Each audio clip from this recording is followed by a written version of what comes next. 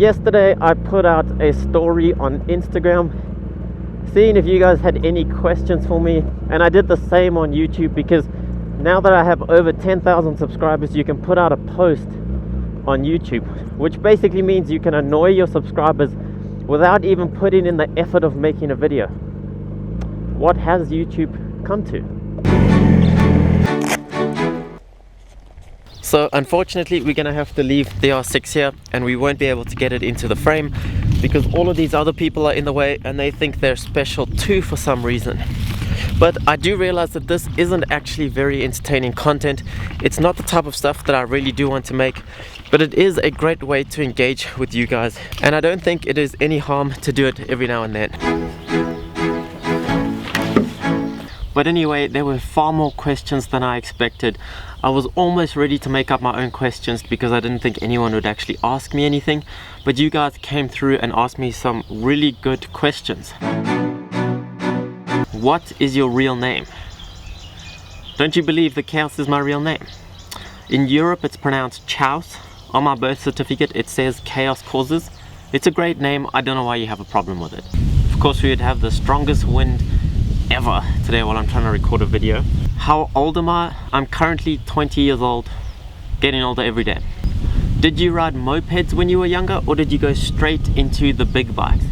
Well, if you classify a moped as like a 125 or a 50 or something smaller, I did ride a 125 on the road for 2 years before I got a 600, and before that I rode a lot of off-road bikes before you could get a license. So technically I did a bit of both on and off-road before I jumped onto the big bikes. Do you go riding with groups often? No, pretty much never. I don't really enjoy riding with groups. Then you have to do what other people want, ride at other people's speeds. And I prefer to be responsible for my own actions. If I make a mistake, that is my problem. But other people can get really stupid. So it can be fun every now and then, but I don't do it often. This is my favorite question so far. How often do you wash your bike? It always looks spotless. Well, to be honest, I don't wash my bike that often. I only wash it when it's dirty. So if I'm riding it regularly, I'll wash it about once a week on a Saturday. If I'm not riding it often, I'll just wash it whenever it gets dirty. But the real trick is that a camera doesn't really pick up much dirt.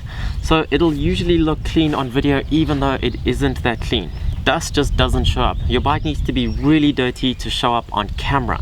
Who is my inspiration for riding, and if I could ride with anyone, who would that be? My inspiration for riding motorcycles has to be my dad. He is the reason that I got into motorcycles. I probably would never have ridden them if it wasn't for him. And if I could ride with anyone, I'd probably say a road racer like John McGuinness. I think the fact that he is who he is and can ride the way he is, he could teach you more than someone like Marc Marquez ever could. The way he rides a bike is just amazing. He has no fear. He's fairly old, fairly overweight, but he can still ride the wheels off of any bike. He doesn't commit to a traditional riding style. He doesn't hang off the bike or try to get his elbow down, but he is still insanely fast. I think he could definitely teach you a thing or two about riding, especially on the road, which could come in handy. What age did you start riding, and what motive got you started? I got my first motorcycle, a Pee-wee 80, when I was 8 years old, and I started riding motorcycles because I'd been exposed to them my entire life because of my parents, which both rode motorcycles. So it was pretty much inevitable that I would give it a try, but luckily I ended up loving it. Which is the next bike that I'm planning to get? I plan on pretty much every motorcycle at some point in my life, but my goal for my next bike has to be a 2012 Yamaha R1. I love the cross-plane crank. I love that they're not that expensive because they're fairly old now. It's pretty much everything the R6 is, just with a bit more power. This is a question that I get far too often. I don't know if you just haven't watched all the videos or if I didn't explain it clearly. Maybe I cut it off badly, but where did the Project R1 go? That was finished months ago, and we did have some problems getting it registered, so that is why it has popped up in so many videos since then. But now it has thankfully been sold for probably almost 2 months now. So stop asking. Did I have any experience with taking photos and editing before I got into bikes? No. If it wasn't for motorcycles, I don't think I would ever have gotten into photography and videography. I started taking photos because I took a photo of my 125 with my phone, put it on Instagram, used a few hashtags, and before you know it, there were a lot of guys from all over the world with the same bike as me, and I loved the idea of that community. So suddenly I tried to take better photos. A phone just wasn't cutting it, so I was lucky enough that there was a DSLR, a Sony DSLR lying around the house that I could use. So that is where it started. I tried to progress and take better and better photos before I ended up with this camera and lots of lenses, and it just started with Instagram. So no, I didn't have any experience with taking photos before I got into bikes. If it wasn't for motorcycles, I would never take photos. Nothing interests me like motorcycle photography. I've tried people, landscapes, urban photography.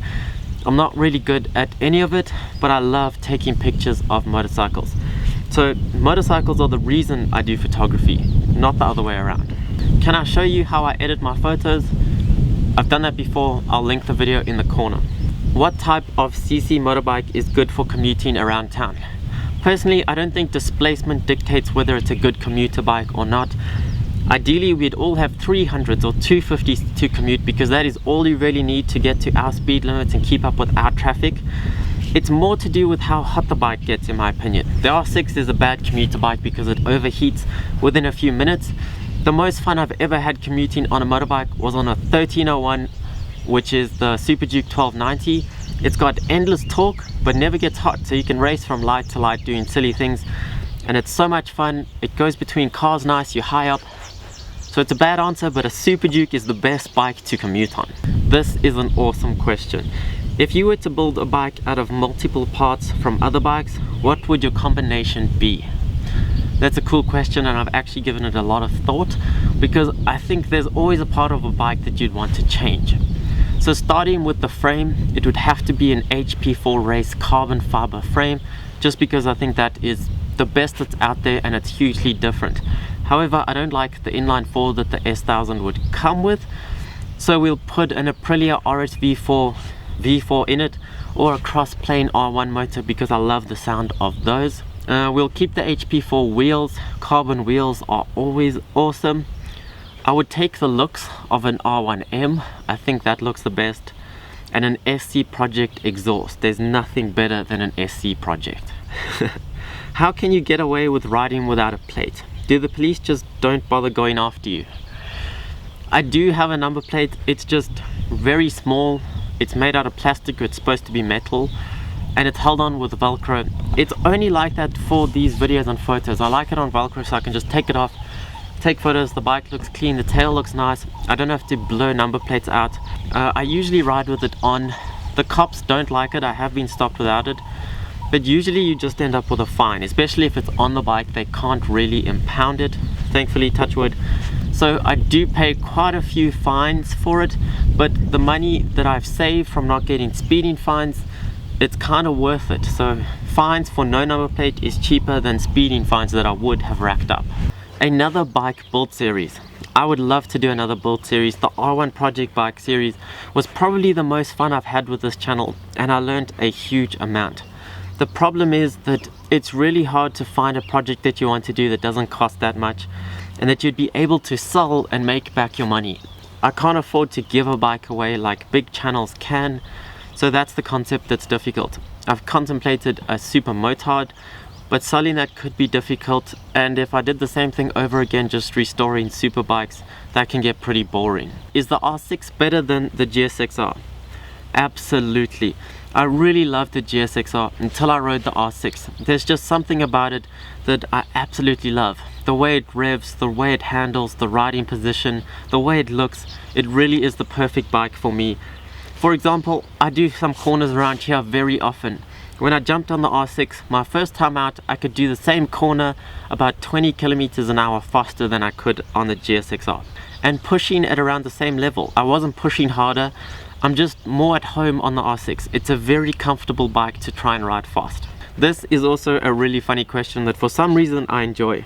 What if you wake up someday and find out that your R6 has turned itself into a Ninja H2R? What would your reaction be? That's kind of like in Shrek, where the princess turns into an ogre. The R6 is my princess, and H2Rs look like ogres. So I'd be really disappointed at first. Yes, supercharging a bike is amazing, but it would quickly be on Auto Trader, sold, and I'd use that money to buy an R1M. ZX10 or Fireblade? If I had to choose one and had to keep one, a 2018 or 17 ZX10 is much nicer than a Fireblade, but I think the Fireblade is worth more money, so I'd buy that solid and buy an R1M. Are you picking up a pattern here? If you could buy a bike up to 10k, what would you buy? And if you had a spare 1,000 to mod your R6 with, what would you do to it? If I had 10,000 pounds, I'd probably buy an R1, and if I had a spare 1,000 to mod my R6 with, I'd first of all do an exhaust pipe. An SC Project would be my dream exhaust pipe, and I think it would look awesome on the R6. Then I'd probably get some beautiful ASV levers and use the rest to get some carbon covers on the frame and the swing arm. For some reason, I absolutely love the way those carbon covers look at the moment. Are you planning on keeping the R6 as a track bike when you upgrade, or will you trade her in? It all depends on how much money I have. Ideally, I would love to turn my R6 into a track bike and get another bike. After my last track day, it really changed my perspective on riding on the road, and now all I ever want to do is ride on the track, so that would definitely be a good option. What is your dream 5 bike garage? Do you like sport cars or just bikes? Ideal garage would be R1M, track R6, Aprilia Tuono, 1200 GS, and then something absurd like an HP4 race or a Panigale V4R or something like that. And do I like sport cars? Absolutely. I really love cars. It's just that at the moment bikes are sort of the way that I've gone, but someday I would love to get more cars, especially on this channel. My dream car is a 2002 Bug-Eye Subaru. So ideally, if I was rich, I would do a build like that on the channel, because those are really cool to me. Which other color will you wrap your R6, or do you have plans for upgrading to a new bike? I always have plans of upgrading, but they probably won't come true within the next few years, unfortunately.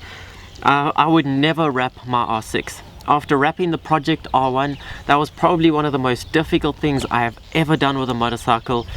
And I used to absolutely love the concept of wraps. When I thought about buying a new bike, or if I wanted to buy a car or had dreams like that, I would think it doesn't matter about the color, I'll just wrap it. It's cheap, it's easy. But after seeing a wrap in person, having to work with it, use it, have it in the garage, wash it, I will never wrap my own vehicle. It is not a nice thing at all. And I actually love the colors on my R6. A lot of the compliments I get about it are because of its color scheme, and I really do love it, so I wouldn't change it for anything. But anyway, that is all I'm gonna answer in today's video, because I'm pretty sure this is already the longest video that I've ever made. But if I didn't get to your question, I really am sorry. I tried to answer as many as I could within one question. So if you didn't see yours here, the answer still might be within this video somewhere. And if you guys do enjoy this video and it does do well, I'll do another one in the future and answer more questions. So thank you so much for watching. Don't forget the pleasantries, hit that like button if you did enjoy this video, and I will see you in the next video.